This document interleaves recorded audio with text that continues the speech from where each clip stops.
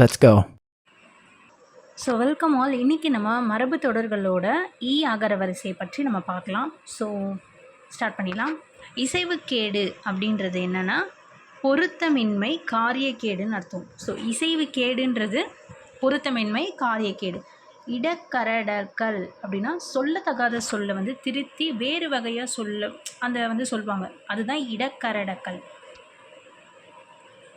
இது வந்து இலக்கணத்தில் வரும். ஸோ இந்த டாபிக் படிச்சிருந்தா தெரிஞ்சிருக்கும். ஸோ தெரிஞ்சிருந்தால் கமெண்ட்டில் சொல்லுங்கள். நெக்ஸ்ட்டு பார்த்திங்கன்னா இடக்கு முடக்குன்றது சங்கடம்.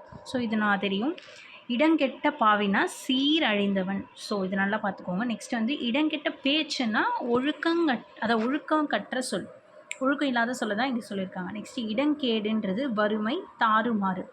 ஸோ இடங்கேடுன்றது வறுமை. ஸோ இடங்கொடுத்தல்ன்றது கண்டிப்பின்றி நடக்க விடுதல். ஸோ தெரியாமல் அந்த இடத்த கொடுத்துட்டான்னு சொல்லுவாங்கள்ல, அந்த மாதிரி.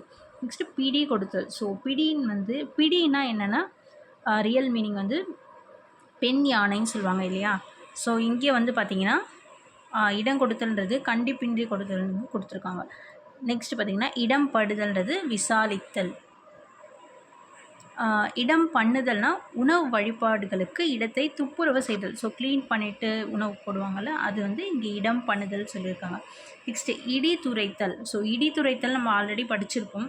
வற்புறுத்தி கூறுதல், கடிந்துரைத்தல் அந்த மாதிரி சொல்லுவாங்கள்ல, அழுத்தி சொல்லுதல், அதுதான் வந்து இந்த இடித்துரைத்தல். நெக்ஸ்ட்டு பார்த்திங்கன்னா இடுக்கு பிள்ளைனா கை குழந்தை. இதை நல்லா பார்த்துக்கோங்க. இடுக்கு பிள்ளை, இடுக்கு அப்படின்னா கை குழந்தைன்னு அர்த்தம். ஸோ இடுக்கு முடுக்கு அப்படின்னா மூளை முடுக்கு. இடுக்கு முடுக்குனா மூளை முடுக்கு. நெக்ஸ்ட்டு பார்த்திங்கன்னா இடு மருந்துன்னு பார்த்திங்கன்னா வசிய மருந்து. ஸோ இந்த இடுலே வந்து நிறைய டிஃப்ரென்ஸ் வருதில்ல ஒரு வார்த்தைக்கும். ஸோ இதை நல்லா பார்த்துக்கோங்க. இடுக்கு பிள்ளைனா கை குழந்தை, இடுக்கு முடுக்குன்னா மூளை முடுக்கு. ஸோ இடு மருந்துன்னா வசிய மருந்து. நெக்ஸ்ட்டு பார்த்திங்கன்னா இடைக்கிடை. ஸோ இடைக்கிடைனா ஊடே. நெக்ஸ்ட்டு இடை கொள்ளைனா ஊடு தட்டுன்னு சொல்லியிருக்காங்க. நெக்ஸ்ட்டு இடைச்சுவர்னா இடையூறு. ஸோ இங்கே வந்து இது நல்லா நமக்கு புரிஞ்சிடும். இடைச்சுவர் என்றால் இடையூறு. நெக்ஸ்ட்டு இடை தட்டுனா இடைக்கொள்ளை. நெக்ஸ்ட்டு பார்த்திங்கன்னா இடைத்தெரிந்துன்றது செவ்வி அறிந்து. ஸோ இடைத்தெரிந்துனா செவ்வி அறிந்துன்னு கொடுத்துருக்காங்க.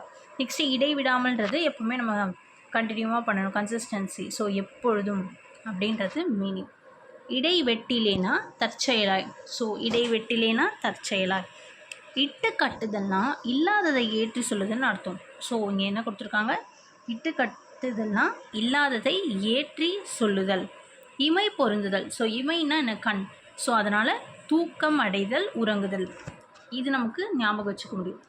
ஸோ இமை பொருந்துதல்னா தூக்கம் அடைதல். ஸோ தூங்குறாங்க அது. அப்புறம் அதை தூய தமிழில் சொல்லும்போது உறங்குதல் அப்படின்னு சொல்லுவாங்க. நெக்ஸ்ட்டு பார்த்திங்கன்னா இரட்டுற மொழிதல். ஸோ இரு பொருள்பட பேசுதல், இரட்டுற மொழிதல். இது நம்ம எல்லாருக்கும் தெரிஞ்சிருக்கோம். இது நம்ம கேள்விப்பட்டிருக்கோம் தமிழில். ஸோ இரட்டுற மொழிதல் என்றால் இரு பொருள்பட பேசுதல் தான் இரட்டுற மொழிதல். நெக்ஸ்ட்டு இரண்டர கலத்தல்னா முத்தி அடைதல். ஸோ இரண்டர கலத்தல்னா முத்தி அடைதல்னு அர்த்தம். நெக்ஸ்ட்டு இரண்டில் மூன்றில். ஸோ இரண்டில் மூன்றில்னா 2-3 நாட்களுக்கு ஒரு தரம். ஸோ இந்த 2-3 நாட்களுக்கு ஒரு தரம்னு அர்த்தமா. ஸோ 2-3னா 2-3 நாட்களுக்கு ஒரு தரம்.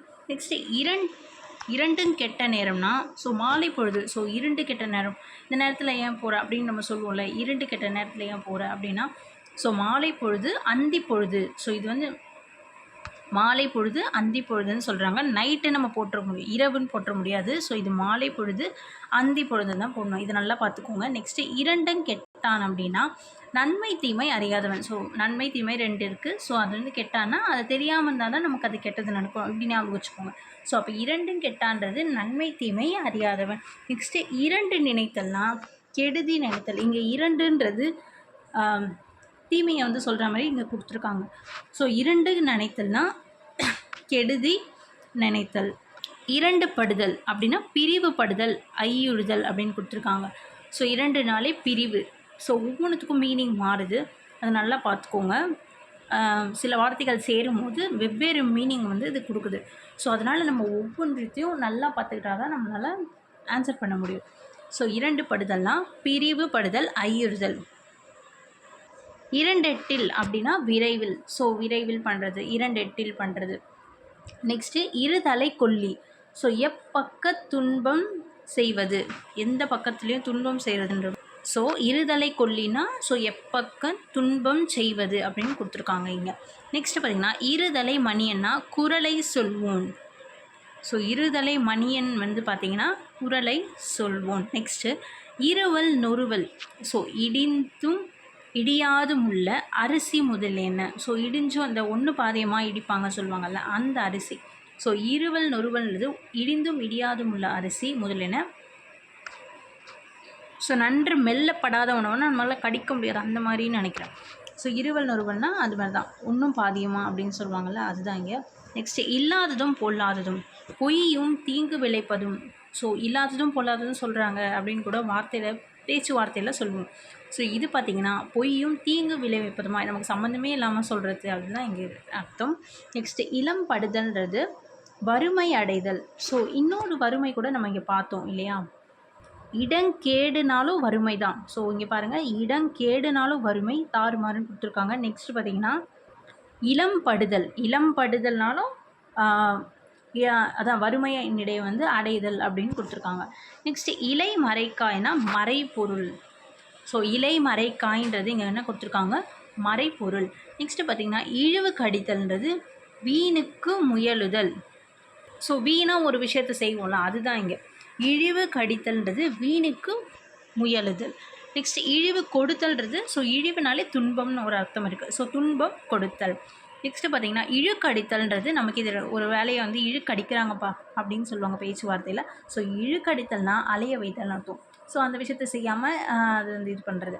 நெக்ஸ்ட்டு பார்த்திங்கன்னா இழுத்து பறித்தல்ன்றது வலிந்து கொள்ளுதல், போராடுதல்.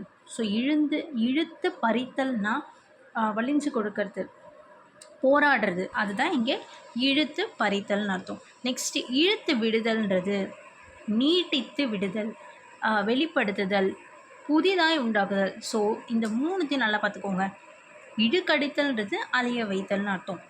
இழுத்து பறித்தல்ன்றது வலிந்து கொள்ளுதல், ஸோ போராடுதல்னு அர்த்தம். இழுத்து விடுதல்ன்றது ஸோ அதை வெளிப்படுத்துதல், புதிதாய் ஒரு விஷயத்த வந்து செய்கிறது அப்படின்னு இங்கே கொடுத்துருக்காங்க.